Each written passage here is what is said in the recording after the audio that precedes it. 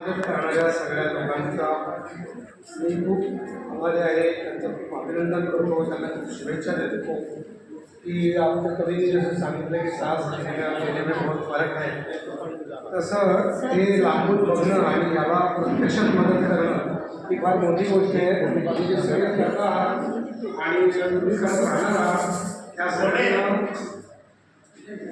खूप खूप मला असं तुमचं अभिनंदन करावं ते समजत नाही मला, पण तुमच्या या कामाला माझा सलाम आहे, मला शुभेच्छा आहेत.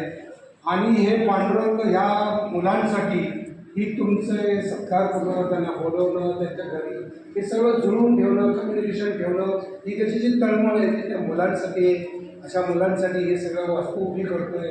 तर आपण पांडुरंगासाठी सगळ्या टाळ्या वाजवतो.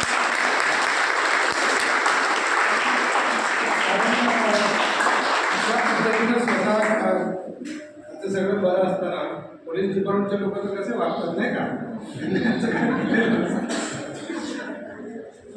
तर सांगण्याचा उद्देश असा की हे सगळं जुळवून आणून त्यांची मोड चांगली बांधून ह्या काम असं पुढे नेलं अशा व्यक्ती खूप दुर्मिळ आहेत. म्हणूनच आम्हाला इकडे यावंसं वाटतं आणि आम्ही काहीतरी कारण काढून इकडे येतोच आणि भेटतं. तर पांडुरंगाचं खूप खूप अभिनंदन. तुम्ही फार खूप चांगलं काम करतोयस आणि मला माझ्या आयुष्यातला हा एकमेव वाढदिवस आहे, इतका सुंदर वाढदिवस.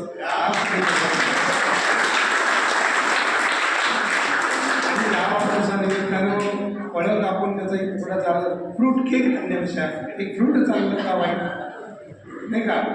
उलट्या करून असा फ्रूट खाण्याचं सगळं चांगलं फ्रूट फळं खाल्लेलं का वाईट, ही प्रथा या निमित्तानं सुरू केली, ही अतिशय चांगली गोष्ट आहे.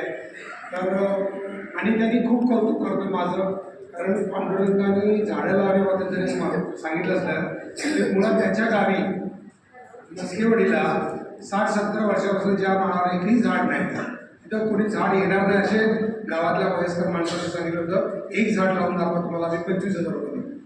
असं चॅलेंज करणाऱ्या गावी पांडुरंगाने इतकी मनापासून काम केलं तिथं आणि तिथं आज 25,000 झाडं.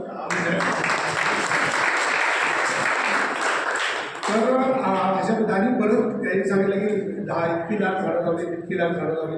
मी ठरवलं की झाडं कधी मोजण्याची गोष्ट नाही ना, झाडं सगळ्यांनीच मला वाटतं की डोक्यात लावली पाहिजेत, मनात लावली पाहिजे आणि मग जमिनीवर लावली पाहिजे. तुम्हाला कळलंच नाही, तुमच्या डोक्यातच नसेल, मनातच नसेल, तर ते कसं शक्य आहे.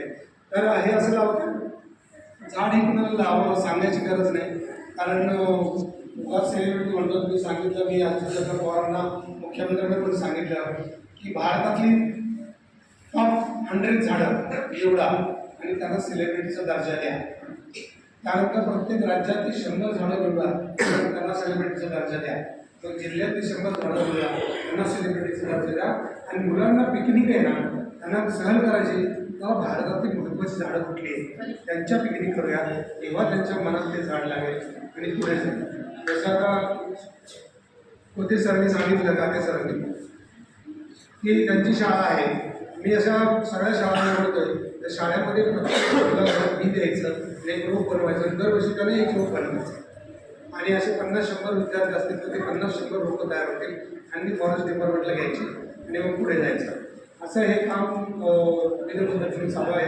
पण या निमित्तानं आपण एक मला सगळ्यांनी वचन द्या, तुम्ही सांगा त्या प्रेमाने म्हणजे या वाढदिवसासाठी आला. मला खूप खूप आनंद झाला आहे तुमच्या येण्यामुळं, तुमच्या गिफ्टमुळं.